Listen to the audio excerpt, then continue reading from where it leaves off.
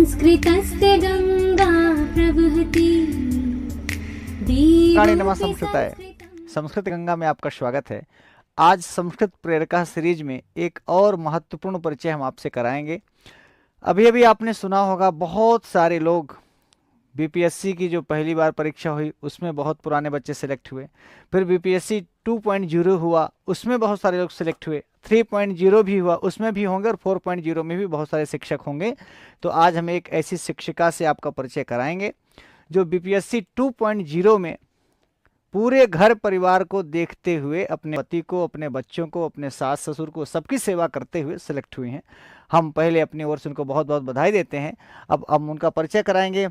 सुषमा मौर्य जी।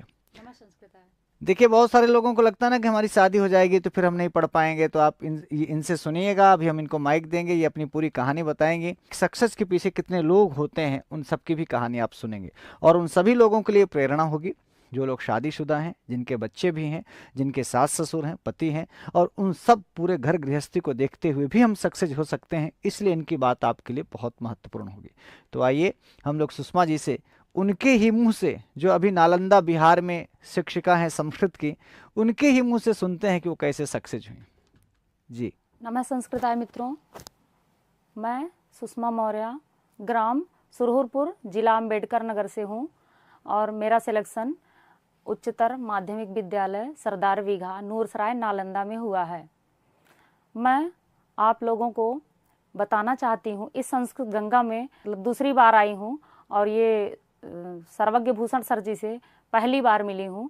इतने दिन से मैं ऑनलाइन कोर्स कर रही थी, लेकिन अभी तक पहली बार उनसे मुलाकात हुई है, और मुझे बहुत अच्छा लगा कि सर जी से आज हम प्रत्यक्ष रूप से मिल पाए हैं। हम कितने सौभाग्यशाली हैं कि आज हमको सर्वज्ञ सर जी का दर्शन हुआ है। बिना धैर्य धारण किए हुए कोई भी व्यक्ति सफल नहीं हो पाया अपने जीवन में, तो हम भी बहुत दिन से धैर्य धारण किए हैं। 2012 में बीएड करने के बाद भी हम 13 साल तक मेहनत करने के बाद इतने दिन के बाद हमको जा कर के सफलता मिली है। तो आप लोग हमसे सीख लीजिए कि हम कितने दिन तक तैयारी किए हैं, फिर तब जाके हमको सफलता मिली है। तो आप लोग भी अपने धैर्य को खोइए मत, क्योंकि जीवन में धैर्य बहुत ज़रूरी है। अगर व्यक्ति के अंदर धैर्य नहीं रहेगा तो वो व्यक्ति आगे बढ़ नहीं पाएगा। ठीक है, तो हमारे साथ कई लोग ऐसे मित्र हैं, कई लोग ऐसी सहेलियां हैं जिसका अभी तक नहीं हो पाया है। फिर भी लेकिन हम यही बताना चाहते हैं उन लोग को कि जिसका नहीं हुआ है, कभी न कभी जीवन में वो भी सफल होंगे। इसके पहले भी और एग्ज़ाम दिए हम टीजीटी का 2021 में, लेकिन उसमें मेरा 93 ही नंबर था, और पहली बार हम टीजीटी का वही पेपर दिए थे। लेकिन एक दो बुक पढ़ने के बाद मेरा इतना नंबर आया, तो हमको लगा कि अगर हम पूरे अच्छे मेहनत से फिर से तैयारी करेंगे अच्छे से, तो परीक्षा पास कर पाएंगे आगे की। तो आपको ये बताना चाहते हैं कि असफलता एक चुनौती है, इसे स्वीकार कीजिए। देखो क्या कमी रह गई, उसे सुधार करिए और जीवन में अपने आगे बढ़िए। सबसे पहले आप लोग जितनी भी संस्कृत गंगा की बुक है उसको पढ़िए। सबसे पहले उसका विस्तृत गहन अध्ययन करिए। उसके बाद जब पूरी तैयारी हो जाए तो फिर टेस्ट पेपर दीजिए, और हर संडे पेपर दे करके आप उसमें देखिए कि मेरे अंदर क्या कमी है। उसको पेपर देने के बाद उसका विश्लेषण करिए, उसमें देखिए कि मेरी क्या गलती है, उसको सुधार करिए, और फिर आगे बढ़ते रहिए। हम तो यही बताना चाहते हैं कि जीवन में व्यक्ति के बहुत सारी कठिनाइयाँ आती हैं, लेकिन अगर व्यक्ति आगे बढ़ना चाहे तो उसके सामने कोई भी कठिनाई बाधा उत्पन्न नहीं करेगी। जीवन में सबके बहुत सारी परेशानियां आती हैं, लेकिन उन सब से लड़ करके हमको अपने मंजिल की तरफ आगे बढ़ना चाहिए। कोई भी परेशानी हो तो उसको हमें डट करके मुकाबला करना चाहिए। एक बार तो आए 2018 में, तो 2018 में जब आए तो एस्टेट की तैयारी किए। 2-3 साल तक तैयारी करते रहे, लेकिन जब एस्टेट का पेपर ही नहीं हुआ तो हम एकदम हताश निराश हो गए। तो हमको लगा कि अब इससे सफलता हमको नहीं मिलेगी। तो फिर हमने क्या किया कि ये टीजीटी की तैयारी, ये सर्वज्ञ भूषण सर जी का ये वीडियो देखे, तो हमको लगा कि ये इससे हमको सफलता नहीं मिल सकती है। अब हमको टीजीटी उसे संस्कृत से करना चाहिए, संस्कृत सब्जेक्ट से, और अब मेरा एमए भी संस्कृत सब्जेक्ट से ही था।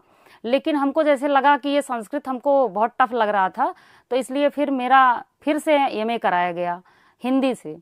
तो तो सोच रहे थे कि हिंदी सब्जेक्ट से ही टीजीटी कर लेंगे।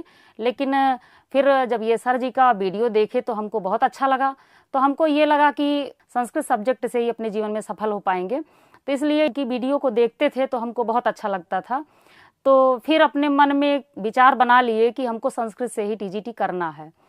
तो इसलिए इनसे हमारे हस्बैंड यही इलाहाबाद में ही, पहले तो नहीं थे लेकिन बाद में जब हम एमएसटी की तैयारी इलाहाबाद करने आए तो ये भी बाद में आ गए और ये भी अपना बिजनेस यहीं करने लगे। तो इससे हमको थोड़ा सा सहयोग मिल गया कि ये यहीं रहेंगे तो हम भी यहीं इलाहाबाद में ही रह करके अच्छे से तैयारी कर लेंगे। तो इनसे कहें कि हमको हमारी सारी बुकें, जितनी भी टेस्ट पेपर यहाँ का सब जितना भी बुक है सब ले आइए और हम शुरू से अध्ययन करना शुरू कर देंगे। तो धीरे धीरे ऐसे तैयारी करते करते ये सब बुकें लेके आए और फिर हम घर पे 1 साल तक तो घर पे ही तैयारी किए ऑनलाइन। घर पे कितनी मुसीबत का सामना करना पड़ता था कि सबको खाना बना के देना, बच्चों का भी देखभाल करना, घर में सबका ख्याल रखना। फिर भी हमको जब भी मौका मिलता था दोपहर में ही बैठ जाते थे पढ़ने, दोपहर में सोते नहीं थे, लगातार मेहनत करते थे।